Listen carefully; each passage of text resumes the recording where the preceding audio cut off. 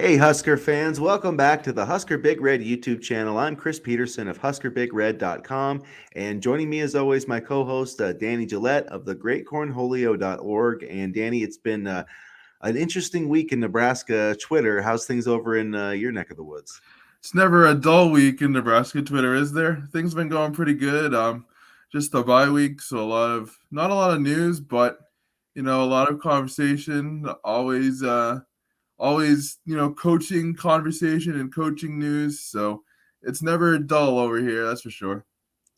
Yeah, it's been a lot of infighting, a lot of pissed off Nebraska fans. I've been one of them. I've been angry on Twitter all week, but yeah, it's been a lot of coaching rumors. Yeah, like you said, not a lot of news, but a lot of rumors for sure. We heard about Trev supposedly meeting with Eric Bieniemy, the Chiefs offensive coordinator, last night. We've heard about Dave Aranda. I've heard Matt Rule's name thrown out there. Lance Leipold obviously is a hot topic. Matt Campbell, but it's kind of like when Trev had that first press conference. He said we were going to hear a lot of things. Well, we're hearing lots of things. What do you like that you're hearing, and what are some things maybe that you don't like that you're hearing out there? I mean, I think Dave Aranda's name. I'm not going to say is picking up steam because there's a large contingent of fans who have always really wanted him, and I wouldn't mind him at all. But I think Lance Leipold is an interesting name. I've heard him connected. I believe it was Pete Thamel who listed his top three. Here, let's start here because this coaching search is all over the place. I think that was Feldman. I Was think it is what. Was it Feldman? Yeah, it Yeah. was. Bruce Feldman. My bad. Bruce Feldman listed his top three of Bill O'Brien, Matt Campbell, and Leipold. And so in that order, I will go no, maybe, yes. I absolutely do not want O'Brien. The other two I'd be fine with, but what are your thoughts? Yeah, I think we're in agreement on Bill. I don't like Bill. I've never got on the Bill O'Brien train. I just don't think like I don't. It just seems to me like he wants to coach in the NFL. I think he doesn't. I think he wants to be an NFL head coach, and I just don't see him being that great of a fit in Nebraska. I mean, I think he would upgrade things. I think he's a good football coach, but you got to recruit really well. And I mean, I know his name's attached to like a bunch of 5-star recruits at Alabama, but those guys are going there because of Nick Saban, not Bill O'Brien. You know what I mean? Right. So that's my biggest concern. But I love Lance Leipold, man. I mean, he did a great job. He rebuilt a program at Buffalo. He's rebuilt Kansas. I mean, so far they're sitting at 3-0 right now. Hmm. And I like Matt Campbell too. I kind of go on and off with Matt Campbell. Um, I've seen lots of different, there's just lots of different stats and stuff, and it's hard to kind of judge all that. But overall, I like his body of work, and I think any of those guys could win at Nebraska, but it's just different. I think that Leopold and Campbell would be better long-term fits because I think if O'Brien did come and have success, like as a head coach, I think he would just be looking to go back to the NFL. He really wanted that New England. He thought he was getting the Patriots job if Bill ever stepped away. So I mean, like if he came here and won for a few years and then Belichick retired, like he would go for the Patriots job. I mean, that's just. I Don't think say that's that. Don't where wish that on me. Don't wish that on me, please. I think I'm just. Yeah. yeah. No, but I think when Bill Belichick is dead, there'll be an open vacancy. I don't think he's ever giving that up. But Yeah. no, I mean, for me, Bill O'Brien, I was reading some Alabama forums and Facebook posts the other day, and yes, I know Facebook is a cesspool, but about 95% of the comments were some form of I can take Bill O'Brien to the airport, and we'll drive him there. So I don't know. See, the thing with me and Bill O'Brien is yes, he was a good coordinator at Bama, but you have the pick of the litter there. You really do. And so I'd love to see him more at a more challenging environment. Penn State, I know, obviously he did a good job there, but I don't know. I just have my worries about Bill O'Brien, and not for nothing, but that DeAndre Hopkins trade he made with the Texans doesn't exactly make me feel warm and easy either. But good. No, I was just gonna say, yeah, I agree with all that. I just don't. I mean, yeah, he did a good job at Penn State, and he did it for a couple. I mean, like he's a good football coach, and he'll get Nebraska, I think, playing well, and the quarterbacks, playing pretty well. But he's just he's not dynamic to me. I just don't see him being a guy that can go sell a bunch of kids on Nebraska to come here. Like if you've got the players, like if you're in Alabama, then sure. But I just think you need somebody more. He's like the guy when you go to the ice cream store and he's like pissed off that you're there. Like he just doesn't seem like a college coach to me. No, I mean, and granted, he walked into a very good situation at Alabama, and you also look at Nick Saban's assistant coaching tree. I think 2015 he had Mario Cristobal, Mel Tucker, and then a bunch of other names. I'm gonna have to pull it up real quick, but Yeah, well, he's got Lane and Sark, yeah, there we go. the guy coaching at Marshall now. Gosh, Um, I can't remember his name, but people have talked about him a little for Nebraska too. But we've heard everybody's name for Nebraska. Let's be honest. Over the past couple of weeks here, we've heard so many names, and I think I'm out on O'Brien. I mean, I'd like to see what Campbell could do, but you know, to me, I'd be very intrigued to see Campbell or Leipold, but O'Brien, I'm absolutely out on. I'm hoping some more names emerged, but we'll see. yeah, I think I don't know. I've always been big on Dave Aranda, but I never really thought he was like gettable. So that was kind of my hold up on him. But the there was a Baylor podcast, Locked On Baylor podcast, and they one of the podcasters there, which I mean it's one source, but they said that their source thought that Dave Aranda would accept the job, and I think that I think he would be the perfect coach. Like if you could get Dave Aranda, like I would just shut down this coaching search right now. Yeah, But it's going to be tough, and I think you're going to have to pay him like $12 million. Like if Dave Aranda comes to Nebraska, he's probably going to be the highest paid coach in college football for the next couple of years because that's what it's going to take. But like you look at Baylor compared to Nebraska, and I could see it. I mean, it's not like Baylor has a great stadium or great facilities. They could be upgraded. I don't know that, but Nebraska's got state of the art facilities. They're as good as anybody's, and they're in the Big Ten. I don't know how do you kind of compare like the Nebraska job to the Baylor job? I mean the Nebraska job, will have a lot of NIL money. It will have a lot of fan support as long as you win. Keywords being as long as you win.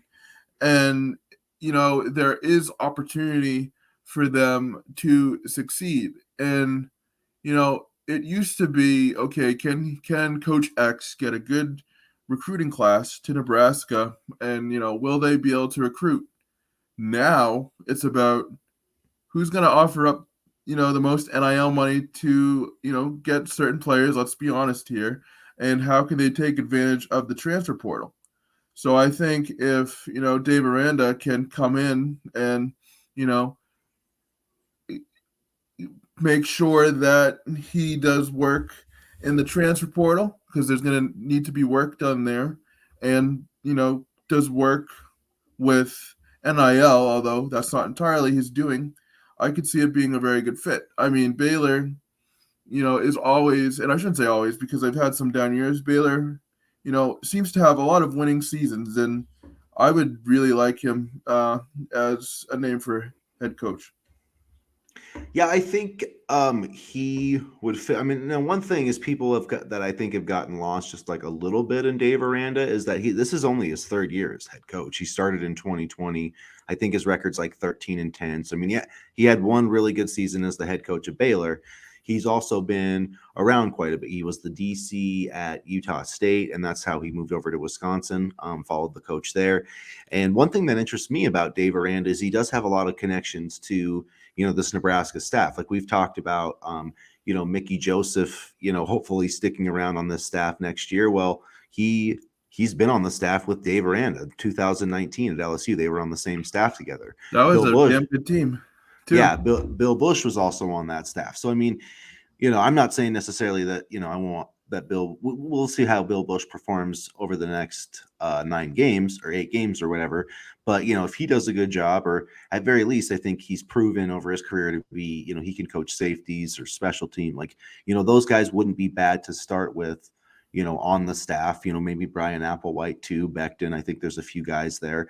So that maybe could be a scenario where, you could hire Dave Aranda and then it wouldn't be like a big deal to have Mickey. Like if Dave Aranda's coming here, I'm almost guaranteed that Mickey Joseph would be back next year. So that could be just from that scenario. That's would be a huge win-win for Nebraska getting what I think is, one of the best young head coaches out there, and then also keeping, if you could keep Mickey and Applewhite, probably your two best recruiters right now, I think that would be a huge thing going forward. Because if you look at the 2023 class, almost every kid that's committed right now, I looked through after Leonard decommitted, I looked through who the primary recruiters are, and almost every single one of them has either Mickey or Applewhite as a primary recruiter, which tells you something because they've only been here since last, spring or whatever. Yep.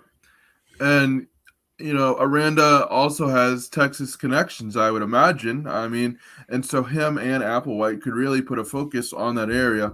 And that's an area that Nebraska really hasn't, recruited a ton since they left the Big 12. And, we've seen Applewhite do a lot of work, all things considered, since he's been here in the area. And to me, that Texas connection is very important in terms of recruiting. So I think that would be a bonus as well. Yeah, and you look at what I like about Dave Aranda. He's been an assistant at Texas Tech, at Houston. He's been a defensive coordinator for Southern Utah, Hawaii, Utah State. He's coached at Wisconsin, so he's been in the Big Ten. He's coached at LSU. So I feel like he's been in all these different conferences, and he just whatever he's got that kind of culture. I mean, because Matt Rule had, kind of turned Baylor around, and then he left, and then they went and got Dave Aranda, and it was like nothing really. I think they had one kind of down year, and then last year they freaking won the Big 12, man. So it's, I think that it would be great to have a defensive mind, like his. I mean, he helped LSU, win the national championship. So, I mean, that, thinking back, actually, we hired Bo Pelini after he helped LSU win the championship in 2003, I think it was, or whatever. He was the coordinator, and that worked out pretty well for Nebraska. Yeah. For Nick Saban. So, I mean, I think I would really be intrigued, and then I'm thinking hypothetically in a Dave Aranda staff, Mickey would maybe move up to OC or something like that. I assume he wouldn't stay wide receivers coach, but maybe, I don't know. Yeah, that would be interesting. Yeah, it would be interesting to see if Mickey would call plays. I just don't know how much experience he has in that department, but you need somebody along. I don't know. I don't feel great about Mark Whipple, though. I don't, what do you think about his job performance to switch away from the coaching rumors so far after 4 games? I'm going to see upcoming this next week against Indiana and really kind of look at the offense, because I think, him and Frost, although they wouldn't publicly say it, were kind of at odds over how to call plays. So with Frost out of the room, out of the picture, I'm going to see, with a full week for the entire team to reset, refocus. It's been a long couple weeks. I'm going to see against Indiana what Whipple can do. Until then, well, not until then, because it's going to be the entire season, but I think next Saturday will give us a better idea of what he'll be able to do, because I can imagine these last 2 weeks have just been a mess for the program through no fault of their own, players, coaches, everybody. So it'll be good for him to hit the reset button, and I'll be interested to see how he does. Yeah, it will be interesting. I hope they get rid of that tempo crap, man. I'm sick of it. Yeah. No more tempo. You don't like the tempo, Chris?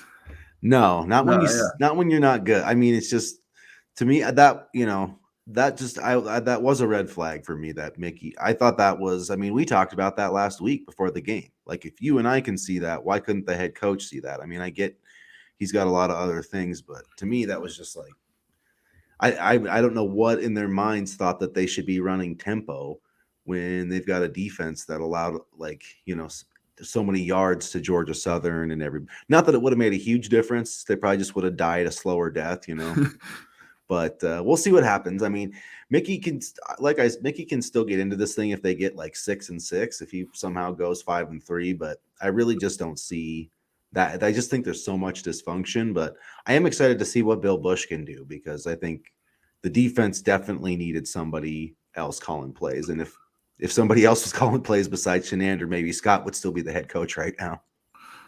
Yeah, he tied his wagon to Shenander, and I think that was ultimately one of his biggest downfalls. All the rest of the stuff, you know, that's not relevant to on-field performance, I think, in terms of this discussion. But if he let Shenander go, we may be talking about a different scenario. And I think, the Oklahoma game was as crappy as it was for this to be the Oklahoma game, a game where you know the head coach is gone, the defensive coordinator is gone. Let's try what we've been doing with new voices, see if it will work, and if it doesn't work, we're going to go back to the drawing board. And I think that's what we kind of saw with the tempo a little bit, see if just having Whipple, call the plays made any difference, or if the new voices or whatever, made tempo a little bit better. It didn't work. So I think now we're going to see hopefully something different against Indiana.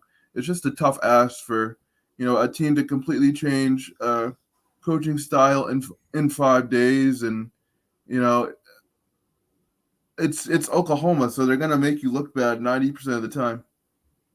Yeah, for sure. I think I was expecting the team to perform better, but it is No, what it I mean, is.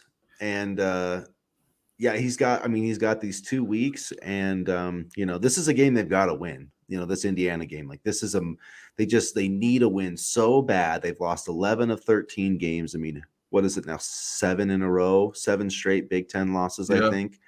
I mean, Nebraska, the state of Nebraska needs a win. So I mean, however they can figure out how to do it. I mean, that's just recruiting, everything. It would help just to get one and get something positive. I think would help these players immensely because there's just nothing. I mean, even the one win they had over North Dakota, because it was like such a tight kind of game. left you It's not like uneasy a little yeah, bit. it's not like people were celebrating that one. So it'll be interesting to see. I'm interested to see what Bill Bush does. I don't have a ton of experience, following him as a play caller, but man, it can't be worse than Eric Shenander. I feel so bad for him and Mickey right now. They're put in impossible situations, which is why I think that if they don't turn things around, I would leave Nebraska ASAP unless Bush or Mickey was offered to be on the new staff, because this is a mess. And yes, they can clean up messes, but to ask them to try to clean up stuff in the middle of the season is a huge ask. And I know you're not doing that, but just thinking about it in general, like this may be a tough stretch. And it's kind of, I think, unfair to the rest of the coaching staff here, because they're really set up to fail. Honestly, they really are, and it's a mess right now. But kind of shifting gears a little bit, because I think this is kind of relevant. Mickey Joseph is going to be in Louisiana this weekend on the bye week. He wants to try to, keep those Louisiana ties. He'll be on the road on Friday, and then he'll be in Monroe, Louisiana, and then in New Orleans on Saturday, and then he'll come back to Nebraska on Sunday to get ready for the Indiana game. And I think what really, stuck out to me most in his press conference was the fact that he said something to the effect of, "I want to leave the program in as best shape as I can," and that says a lot to me about Mickey in terms of his goals and his visions. And you know, I said earlier this week that you know, he's doing a good job of acting like he wants the job. And people said, "Oh, well, isn't that what he's supposed to do?" Well, I mean, in theory, yeah, but he could also just slug his way through, not recruit Louisiana at all, for example, and kind of just give up on this program. But it doesn't seem like he wants to do that. And quite honestly, I wouldn't expect him to do that anyway. Yeah, I think he's yeah, I'm happy. I think he's trying to see Ryan Robinson, I want to say, is the Yeah. cornerback. So he said he's still interested in Nebraska despite everything. And but that's a lot of kids that they came because of Mickey. I mean, there was I'm just blanking on the guy's name, but one of their receiver commits, he said, Oh, Marion Miller? yeah, no, it's not a Marion Miller, one of the 3-star guys, but Oh, I don't know. maybe. Yeah, anyways, but he said, yeah, I'm Barry 75. Jackson? It Yeah, was Barry Barry Jackson. Jackson. Yeah, Barry Jackson. He said, yeah, 75% of the reason I came was because of Mickey. So as long as Mickey's still there and, he's everybody kind of expects Mickey to turn around. I think he will. I think he's going to get Nebraska playing better. I don't think there's any question about that. I think there are some concerns like how you're going to get the offensive line to play better, but you got to play somebody else that like just if Bernard and Corcoran aren't hurt, like they are so slow getting out of their stances sometimes. Like it's kind of like baffling that they're college football players. So I'm not sure what's going on there, but I do like that. This week I think it's you got to open up almost everything at every single player. If I'm Mickey Joseph, I'm telling every player like you need to win your starting job and your playing time like every single day. And if you're not performing, if you pull a Tommy Hill and you don't tackle, you give up on a play, then you're done. I mean, Yep. but really, and then I am singling out Tommy Hill. He wasn't the only player. He's just the most visible one. There was certainly plenty of other guys that, and I don't want to say that they quit. They could have given more effort, but at the same time, they were out there all damn day on defense. So it's They kind of were. They like, really were. I mean, it's pretty hard to sit there and say, I mean, sometimes they literally would have like a minute 30 break. Yep. It's like either it's hurry up and punt or hurry up and score. And I get that the running game wasn't working at times, but I don't understand. This is another thing though. Jebba Purdy looked pretty good at the end of that game, and they talked about. I mean, Scott said this before. I mean, I realize he's not the coach anymore, but about how we were going to see multiple quarterbacks, and then we saw Smothers get the one run, and that was it. And it's like I feel like this could have been a game where Smothers or Purdy really could have helped you in terms of giving you an extra blocker in the run game and trying to just keep yourself out of 2nd and 10, 3rd and 13. I mean, we lost 56 yards on Mm-hmm. sacks, and Mm-hmm. it just seems like there could have, but not that would have made a difference. But I would like to see Purdy more. I think he looked pretty good. And it's interesting. I'm just looking at the team stats for the Oklahoma game, and Oklahoma's possession was 29 minutes and 36 seconds in total, and Nebraska's was 30 minutes and 24 seconds. It honestly didn't seem to me that we had more time of possession, but I mean, maybe it's because Oklahoma did more with their possessions than we did, quite frankly. But It was probably I think we had the ball a lot near the end. yeah, maybe that helped us. And even still, that barely helped us by this much. Yeah. So, I mean, I don't know. I mean, it's going to be interesting to see, and I guess we'll touch on this a little bit too. The AJ Allen injury, very Yeah, that unfortunate. sucked. Yeah, I really like seeing him play. I'm hoping he stays on, and stays for next year, depending on who the coach is. Yeah, But that'd be a kick in the nuts. it would be, it really would be, and but we did see, Gabe Irvin. He had 7 carries for 60 yards on Saturday. Not great, but it was good to see him kind of get back on the field because I don't know about you, but for me, he's kind of got lost in the shuffle with Grant and Allen really playing well. Yeah, first it really sucks losing AJ Allen. He was one of my favorite young players on the team. So So fun to watch.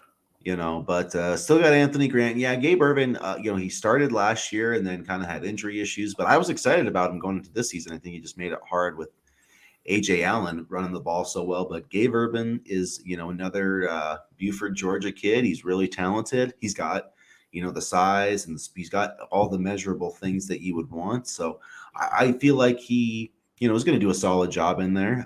It's a big opportunity for him, and he definitely needs to take advantage of it if he wants to, kind of establish himself on this depth chart. Because if he's not going to do it this year, it's going to be. I feel like the running back room is going to be deeper and probably more talented next year, just based off the transfer portal and like if AJ Allen sticks around. But that's why it's so hard with these players, because it's that's the thing that I thought as soon as I saw that injury, I'm like, hopefully that's not the last time I see AJ Allen in a Nebraska uniform. But that's the Yeah. reality of the situation, because like if Brian Applewhite leaves, AJ Allen might not be here next year, or it's because it's like, whoever your head coach is, you got to come in and recruit these kids right away to stay, or you're. There's a good chance that Anthony Grant is going to go pro. He's a junior now, so I could see him going pro probably next year, maybe after his senior year or I after mean, this year, maybe. it depends. It's you would hope he would stay, but like he's also what 20. He's a little older, 23, And the because running he back in the life of a yeah. running back shelf life is very short, so I could see him maybe this year. I mean, we'll see if he finishes this year with like 1,200 yards, has a really good year. I don't think he would necessarily go as high as like if he came back, but you know, is there that big of a difference between being like a fourth round pick and a sixth or seventh? Probably not. I mean, you just got to No, get as a running back, you just got to get on the team and make an impact. the guy I always kind of refer to a shelf life of a running back for is Todd Gurley. He had a couple of years where he was really, really good, but then the injuries and stuff started to catch up to him. Not a knock on him by any means, but it just illustrates that, even in college, running backs can get a ton of miles. That's why, yes, Derrick Henry and Damian Harris, but Alabama running backs always kind of get a bad rep because they're utilized a lot in that offense. So just from a shelf life standpoint, in terms of the position he plays, I wouldn't be surprised if Grant left after this year. Yeah, because he took a lot of carries last year, and once running backs get to 30, teams don't want to pay him. So Mm-hmm. he's already looking at like if he went to the draft next year, starting his career at like 24, he's got basically one contract after his rookie contract, and that's it. So He we'll better hope see the what rookie happens. contract plays nicely too. Yeah, yeah. So we'll see what happens there. But I'm guessing he leaves. Maybe we'll see. This off, which yeah, which could also make AJ Allen stay if he has a true. shot at the top running back position. I mean, you never know. I Because mean, I we'll think see he'd how it be goes. as they didn't really say what his injury was. Like No, they I'm gonna look in my notes here, but you can keep talking about other stuff while I look. But it wasn't really a specified injury, was it? It wasn't really. No, yeah, I don't like. I feel like it wasn't like and I say that because I feel like it wasn't like a catastrophic injury, like an ACL or something. I feel like he could have come back this year. More that they're just trying to like save his red shirt. Like, but I feel like if they were like if Nebraska was a good team, he might be able to make it back. I could be totally wrong. Maybe he did tear something, but all I'm saying is if it's not something where he is going to be out for like the year, he can be back by like spring ball. Then yeah, if Anthony Grant's not here, I would almost bet on him being the starter. At least going into Yeah, next spring because absolutely. I mean, he just has talent, man. I gotta get my charger, but you can start talking about the next subject because my battery is not doing well right now. So That's not good, but yeah, I guess for me, looking ahead with this roster, AJ Allen is a guy that hopefully we can keep here, and hopefully Nebraska can keep some other guys. And I think that that's just going to come down to recruiting. That's going to be and who the new head coach is really, and like we've kind of said before, you have to recruit back to the current roster, and you have to even if you're Jim Harbaugh or PJ Fleck, whoever, like you have to recruit guys that aren't necessarily in your starting lineup. And that's going to be a big thing for Nebraska going forward too. Is whoever comes in here is going to have to look at who are the guys that I really want to keep, who are the guys that I'd like to shuffle out via the transfer portal, and who are the guys I'd like to shuffle in via the transfer portal. So you look at Baylor. If it's like Dave Aranda, hopefully he could bring some of those dudes with him. Some of those recruits with him. I think we've seen that at other, USC. We saw that with Lincoln Riley. He was able to bring a lot of guys with him from Oklahoma. And so we're just kind of talking about the roster, and if like Dave Aranda was able to come here, but just how hard it is to kind of keep things together. How you're always having to re-recruit your own roster, and that's going to be. This roster is going to be super turned over. Probably 50% of these guys aren't going to be back. Just yeah, with guys that graduate, guys that transfer, guys that just don't have scholarships renewed. it's gonna But be like rebuilding the program again. I mean, it really is. And I heard you and that's kind what of needs to happen. That's just it has to. it does, but when that happens, and I'm not talking to you, but you know who I'm talking to, maybe don't expect instant success again.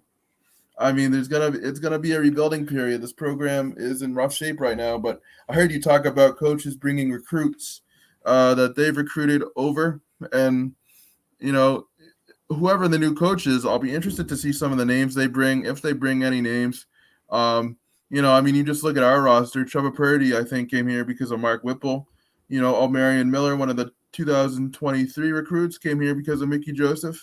I mean, you had a lot of guys come here for Brian Applewhite, a lot of the Texas guys, I think, Yep. for the 23 class. So, it'll be interesting to see who comes in, no matter who the coach is. And I think it'll depend on the area and the connections that, the coaches are from.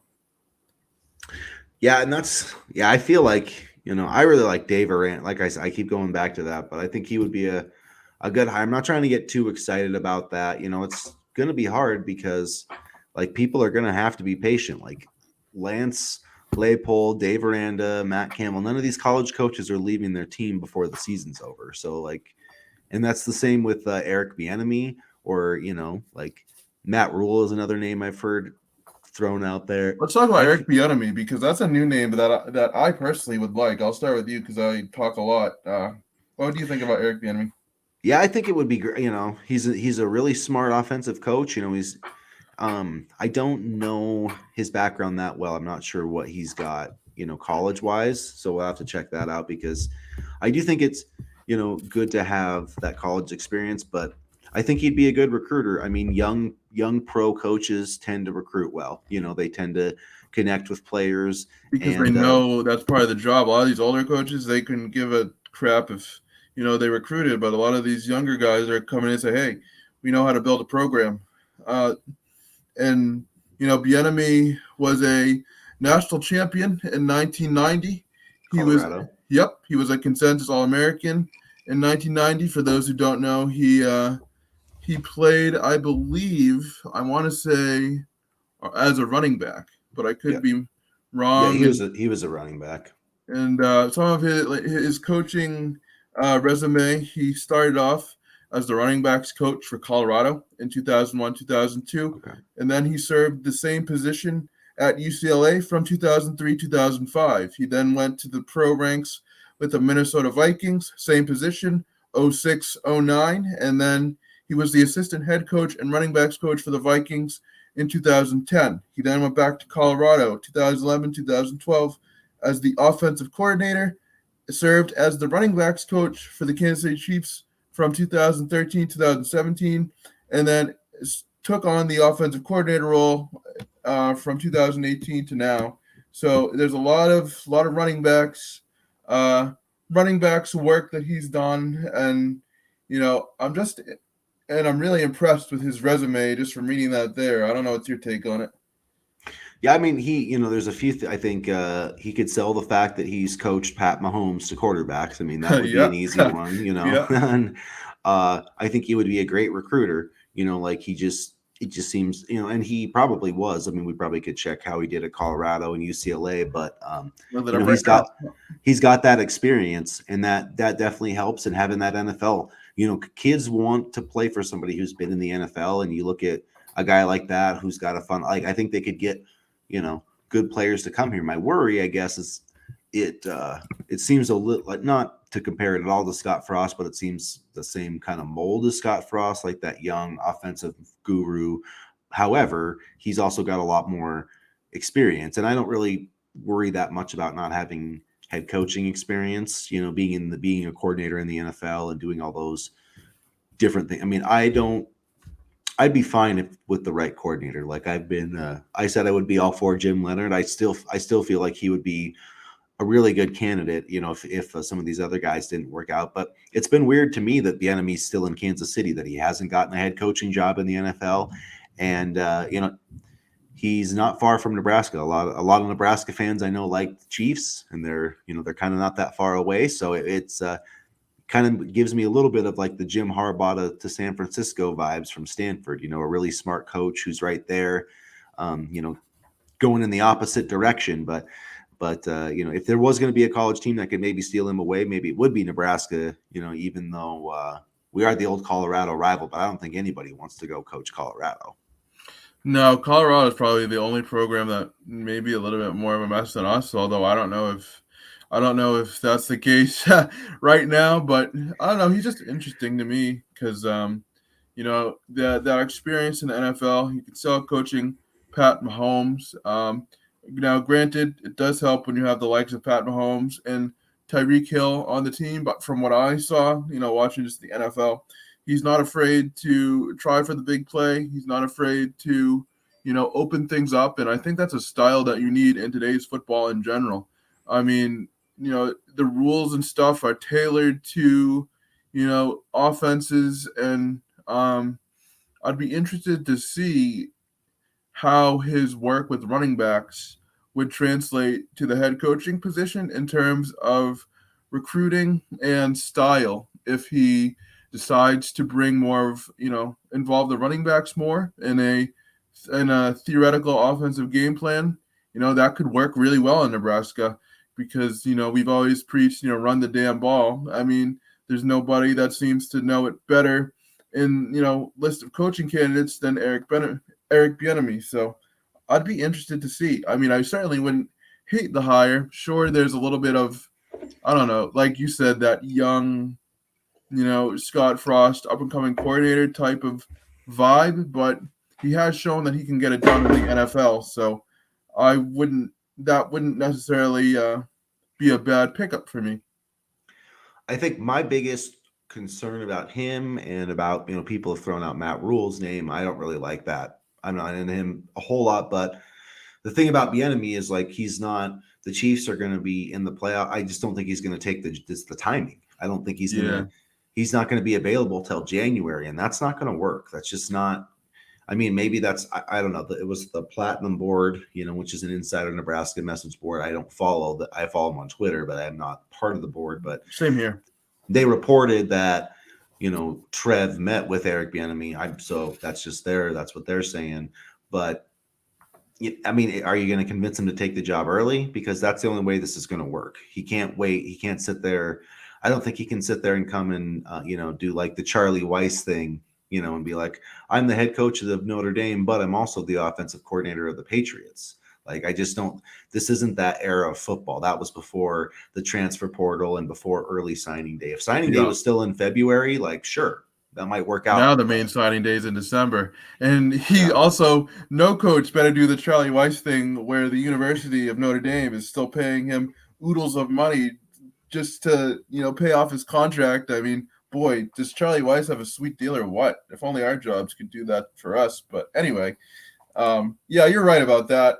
I mean, I think, for any of these pro hires, you'd probably have to wait until January. And I mean, who knows? Maybe there's stuff going on behind the scenes where Bieniemy would, I don't know, recruit or something, or kind of maybe Trev Alberts or somebody would, work things out with him behind the scenes to have the program ready to go come January, or I don't know. But it would be a tough ask, especially when the NFL season is now 17 games.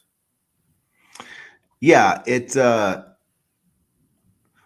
I'm just realizing I spelled Nebraska wrong on our ticker there. Sorry, everybody. It's early. So that's going to be fun when people realize that. Anyway, but yeah, I don't know. It would be interesting to see how that did work out. I'm not sure. I don't. You could maybe do two things at once, but it's like even if I was the Chiefs, would I really want him recruiting? When he should be, planning for like That's a the lot to postseason. ask on one person. Yeah. Yeah. So is there any, this is one thing I wanted to ask. Is there, we've heard Bill O'Brien, we've heard Leopold, we've heard Campbell, we've heard Dave Aranda, we've heard Bieniemy, we've heard a bunch of guys. Is there anybody that you haven't heard that you would like to hear connected to the Nebraska coaching search? That's interesting because we've heard a lot of names, haven't we?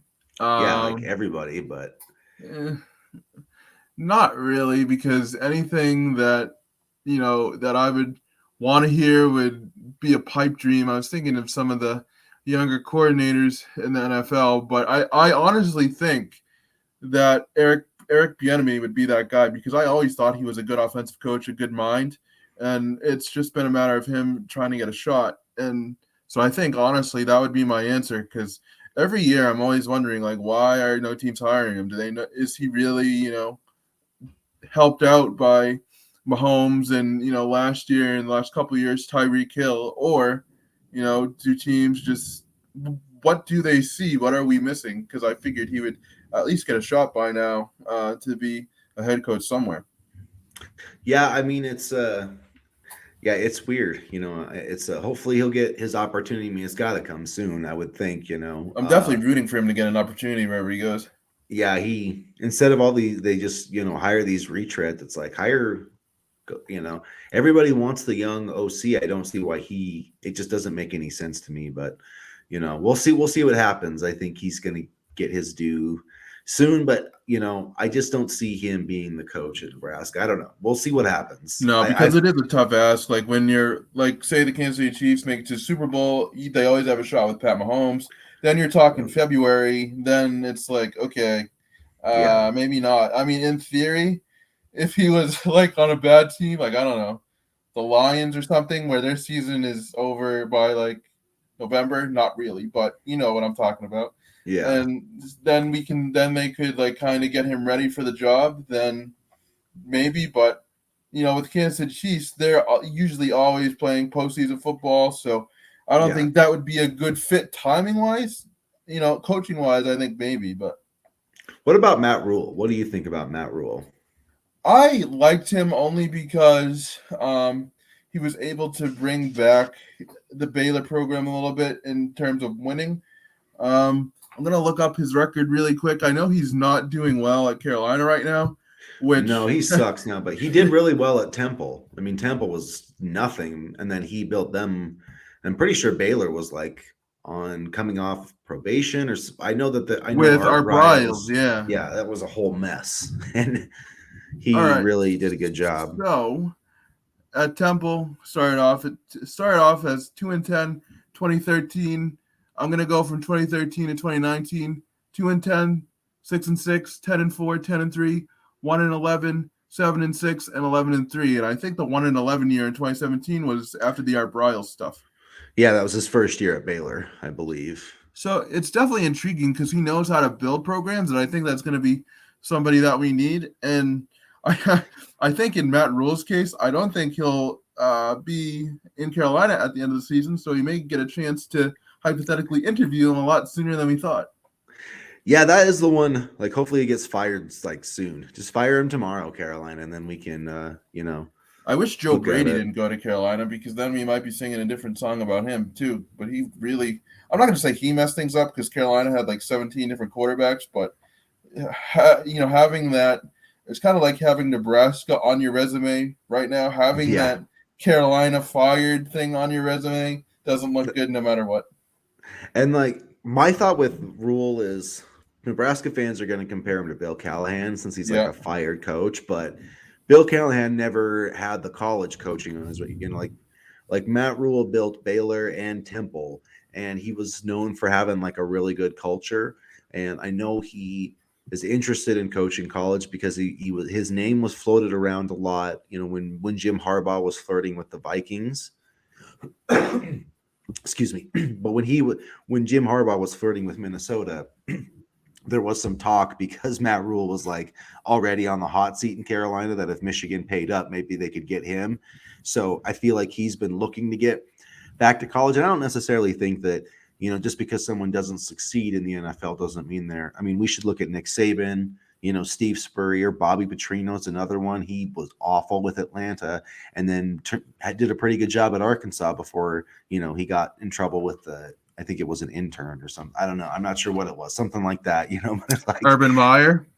I mean, although that's kind of reversed a little bit because he sucked in Jacksonville, but But I don't think Urban's coming. Like, no. So it just, I don't think there's any truth to those rumors. But Matt Rule, I could see it. But yeah, they've lost like 7 games in a row. So like, I don't think Nebraska fans would love it, but I think it would be a good hire. Carolina Panthers are also a mess. Like they just organizationally run poorly. So I don't think if you don't have a quarterback in the NFL, you really don't have a chance. And they tried to get him under center for the Panthers right now. Do you know? It's Baker Mayfield. Oh, that's right. It is Baker Mayfield. I forgot. And before that, it was PJ Walker, I think. Yeah, and then they had Sam Darnold. They tried to make the trade for him, And I think Rule's first year was like, I want to say it was the first year that Cam didn't start, and it was like some other dude. So it's like he's just had a bunch of journeyman quarterbacks. So it's like, yeah, if you don't have a quarterback in the NFL, you ain't going to win shit. I don't care how good of a coach. I mean, look at Bill Belichick. Yeah, I mean, journeyman quarterbacks, pretty good wide receivers, and then a really good running back who they run into the ground. Yeah, so I mean, I just don't. It's kind of like the same thing that Nick Saban ran into with the Dolphins. He just never had. He was like, I don't have the quarterback, so I'm going to bail. I don't know. I'd say I that feel worked out like, pretty well for him. yeah, it worked out for Alabama, and it won't probably work out.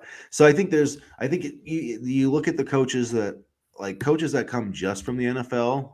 Those are the ones I'm wary about. Like say you were to hire like Matt LaFleur, like from the Packers, who's just never really recruit. Like those guys worry me who've never coached in college because it is a totally different.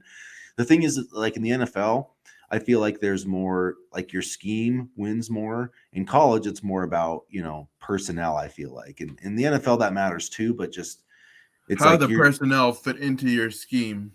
yeah, and it's like you're not gonna scheme yourself into competing against Georgia, like for instance. You know what I mean? No. Like you've got to have the dudes to do it. At the NFL, like I realize that there's big talent discrepancies, but like you don't get into the NFL by accident. Like even if you're on the 53-man roster, like you excelled in high school, you excelled in college, and you still have some type of. So I feel like there's more. The scheme and stuff from year to year makes a difference more in the NFL. I mean, it is going to matter on some levels. Like if you're Nebraska, like I think Mike Leach has shown that, like you can, if you scheme things up really, really, really well, you can kind of coach yourself into winning 7 or 8 games every year, but you're not going to scheme yourself magically into winning the national championship or anything. So you just, No. you got to recruit is I guess what I think in college it matters more. The guys matter because like there's not like in the NFL, it's not like oh, Nebraska's sucks this year in the Big Ten, we get first pick recruiting wise. If things worked like that, then we'd probably have won. I don't know. Scott Frost would have just screwed up every pick anyway. But and this is going to be my theme of the entire day. But what does Matt Rule have? Texas connections. Texas and connections. So I think those Texas connections are extremely important. And so he would be another candidate that has that. I mean, I think there's a lot of potential in the state of Texas. I know Florida and Georgia get all the headlines and all the publicity in terms of recruiting, really, but Texas, I think, would be huge. And I think Matt Rule has that. And, he managed to win when there are I think, like 4 other college programs in the state. So, well, yeah, a lot. I mean, that's just in the one conference. There's a ton of programs in Texas. Major programs. Yeah. Yeah, and if you think about it too, like everybody is really up on Dave Aranda right now, but like if you went back in time, just like literally before this Carolina stuff, like Matt Rule was Dave Aranda. He was that. So like if you would have got him right from Baylor, like you would have been stoked as a Nebraska fan. So I think we need to not lose that perspective. Like you talk about like building a program. Temple, there wasn't a program before Matt Rule. I mean, there was, but it was horrible. So like if that guy can win 10 games at Temple, he can win 10 games anywhere, Yeah, I mean, and I think I remember watching Temple in the Boca Raton Bowl that year, actually, and they had really good running back talent. They were a well-developed team. I forget who the quarterback was. Was it P.J. Walker at Temple? I can't remember. I can't remember. I can't. That's going in the way back machine, way far. I can't say I've ever watched a Temple game long enough to know who their quarterback was. I've watched just for bowl season, but yeah, I'm sure I've had it on. Like I have games on where I'm just not watching it, but I'm sure I've definitely had Temple on, just not paid close enough attention. I mean, but yeah. I like Rule, and I was thinking about the question I asked you. I don't think there's anybody else that hasn't gotten mentioned yet that I would want to be, and I don't know. I still feel like if Mickey can turn this thing around, I know that sounds crazy, and I know I ripped him super hard last week, but like maybe he is last week. What about yesterday? Well, that's what I meant. This week. Sorry, this week. I don't know. Less than 24 hours ago. less than 24 hours ago. Let's not get too carried away here last week. You're right. I guess that would be before the Oklahoma game. Man, I'm really screwed up today. I think my blood sugar might be low. But all I know is all of our blood pressures are high right now. That's what I know. But maybe Mickey's just one of those guys that like learns from like I don't learn stuff until I screw it up. So maybe he's like that and he'll just do a better job this week. But I'll tell you I don't know. I mean, all I'm saying is but if he gets to 6-6, like he's got to have a shot, right? Like, yeah. Because that would be like the miracle of all coaching jobs. Oh yeah, definitely it would be. It's all about getting players to buy in, and I think they will, because I think Mickey is well respected, but I do not want to be in his position right now. I do not envy him at all whatsoever. He doesn't have a lot to work with right now in terms of just trying to piece everything together. I think the changes were necessary, but it leaves a big mess for others to clean up who are still here, quite honestly. And can we just say, like, where do these Facebook people, like, where do you think that Nebraska is going to be getting a coach from in the middle of the, like? I can't believe they promoted the strength and conditioning quality coach. It's like, wait, you have to get a coach from somewhere. Like, we just going to put up an ad? Like, guys, almost every good coach is coaching right now, and it's like, you mean to tell me you can't build an all-star staff in the middle of the season? Well, it's just like, but really, instead of Bill Bush, like, so you think you're going to hire a new defensive coordinator, and during the bye week, he's going to install an entirely new system, and it's going to work? Like, come on, like, you've got to be somewhat realistic. Like, then you'd be calling for his firing if it didn't work. Let's be honest here, folks. Exactly, totally. And that's part of being a fan. Like, I'll admit, I say some of the dumbest shit. I just get crazy, and that's just what happens. That's why. But even you can't assemble a coaching staff within the span of a week. Who do you think is gonna? So it's like, okay, I'm gonna hire you as the defensive coordinator, and then like 90% chance you're gonna get fired after 8 games anyway. Like, no matter how well, it's just like it's funny if you think about it. Make sure to learn our entire defense in a week because we got a game against Indiana coming up. Yeah, like and plus, like Bill Bush maybe has a chance to be the DC again if Mickey's still just if it's like Dave Aranda, or maybe he'll be the safeties coach. But it's like, no person would take that job, like, unless they're just like really hurting for money, like they really need that $300,000 or whatever, like, because that's probably what Bill Bush is making. I don't know. I'm not sure actually how that works. If he's like gets a bump up in salary. There's got to be some type of like pay raise, I would think. Maybe something in his contract, like maybe some sort of clause where, like, if Coach X gets fired and you get promoted, you get X amount of dollars or something. I don't know. If I was Bill Bush, I'd be like, dude, I need some extra jack if I'm taking on this, because people are going to be like talking shit about me all the time. Whereas if I was special teams coach, like. But at the same time, though, if like Bill Bush like holds Indiana under 30, like, we're gonna be like, this guy's the greatest. So I don't know. That's why I think there's a lot of stuff in Mickey's contract to make him leave LSU. Yes, Brian Kelly coming to LSU would make me want to leave in 10 seconds, but I think there was also a lot of stuff. Come on, you don't like the fake accent? He embarrasses all of Worcester, Massachusetts. Who doesn't want to coach for a guy who uses a fake Louisiana accent? I mean, come on. Oh my God. Awful. But yeah, Mickey's lucky he has no hair, because he'd probably lose it all by the end of this season. I don't envy him whatsoever. I really feel for him. And, I just want to say this really quickly. As much as we want, as much as we're talking about all these head coaches and all these candidates, I think I can speak for you too when I say that we want to see Mickey succeed.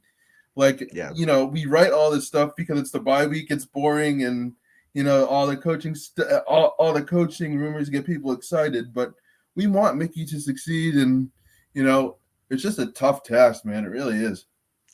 We do want Mickey to succeed. I think my problem, I had too high of expectations for Mickey. I just bought into the hype a little too much. There we go. Now we're getting Chris to come down, and people who watch this know what I'm talking about. But See, I didn't think they would beat Oklahoma. I didn't think it would be a close game. I mean, No, I didn't think they. I didn't think they'd lose by 35 though. I mean, I didn't think it would be that bad, but whatever. a team just lost its coach. Gotta figure out, all these new members of the coaching staff now, all these, promotions, and I kind of expected a letdown just because, this team kind of got flipped in the course of 48 hours. And like, I don't know, man. That offensive line play was so bad. Like, geez, That's an I don't know issue. if any coaching could, except changing players. Like, And I there's got don't to know if it's be. all Donovan Raiola. That's the thing. People want to fire Raiola, but I don't know if it's all him. He's not making them better, but I don't know if it's all him, man. That's It just sucked for the last like 4 years, I would want to say. some of the like. It's if it wasn't so. I don't. I'm like it's like somewhat comedic, I guess. But It like is until you these realize guys Casey getting out of their Thompson's probably has a yeah broken collarbone. yeah like you're And like like he's like, why did I? Oh, here's something I wanted to talk about, and we're already at 55 minutes, so we've lost our allotted time, but so be it. There was a hit piece by the Omaha World Herald about yeah. Casey Thompson. Does he regret his decision? Blah blah blah. I spoke out about it, and I don't think he regrets his decision because there was a point in Saturday's game after the game where he signed autographs for fans for about 30 minutes. And I think he's still invested and I think he's all in. And I mean, in hindsight, does he regret his decision? Probably. But Maybe he's like I should have scouted this offensive line a little better. but is he showing it and like is his demeanor showing it? No, he's No, acting like he's all in. So I'm and trying to he's played really good. Yeah, that was a crap piece from Chattel. I think it's who it was. And no, it then was Jimmy Watkins. oh okay, One of the new guys. And I'm sorry I'm putting you on oh blast, Jimmy Watkins, but that was not a good that piece. And I my tweet just calling it a not a good piece got like 70 likes. So I know I'm not in the minority. well I think it just who approved that. I mean, just like I work as a sports editor at a newspaper, and like my reporters talk to me before they write stories. And if somebody came to me with that, I'd be like, that's we can do better than this. Like just speculating whether the quarterback could have transferred somewhere better. Like, sure. It's just like, but That's not even like a news like worthy piece. Like there's no, no news to that. It's all who's opinion. gonna want to? Well, yeah, exactly. Who's gonna want to read that? And then beyond that, as a Nebraska, like what value are you bringing a Nebraska fan? It's just that was just a. But hey, Speaking of he report, had Mickey had a bad yeah, game. This guy had one bad day at the office. We can all move on. we're taking L's on Twitter. It's we're all suffering over here. But I will say, one more thing, and I know I say one more thing a lot, but anyway, Mickey Joseph, when I think it was Sam from the World Herald asked about Miles Farmer, and Mickey Joseph threw it right back in his face, and Sam just kind of didn't know what to say. That was beautiful. Yeah, that was Mick, pretty. That was pretty funny. Mickey Joseph should get head coach consideration just for that. Yeah, which he will if he wins some games. But like I said, that's like I just next week I wanna like we have to not put that expectation on like just win a game. Like well, it's that Jim Mora thing. Like not that anybody's talking about the playoffs, but like the playoffs, like but just win a game. We just have to win one game, and it's amazing. Like if you win one game and then you win two games, like it's amazing. All the noise will just totally start like fading away. And so like I think that's probably his message. Like just win a game. This Like team let's needs just confidence. Like, forget about all the stats and the schemes and the bowl games. And this and team plus just like needs to see it's sunshine. and just the like it's a lot of work. Like I even remember as a high school player, like it's a lot of work every single week. And like after you win a football game, like you feel accomplished and you feel good about it, and like so these players just they need something to feel good about. And like if they beat Indiana, like son of a bitch, they're gonna feel a lot better going back to the office on Monday. Like it's just winning breeds winning. And so I feel like a win would do a lot for Nebraska Twitter and the Nebraska roster and the state of Nebraska and just like everything. The So coaching staff, yeah, hopefully what's hopefully left it of it. happens. But anyways, I better get on my way here. So Yeah. since we said we were going to talk for 30 minutes. So Only like 20 minutes. Only 30 minutes. 20 yeah, to 30 minutes. next time we should be like, let's only do 10 minutes and then we'll do like 40 and it'll be planned perfectly. So Next time I'm gonna write an outline, I think maybe because then that will keep us both focused, or else me and you will be talking about Nebraska until 9 at night. true, but it's good to have a Yeah. good talking session. Today was for event session. I Nebraska don't think fans, so, Monday was as yeah. much of event session. Today was event session because But it was good.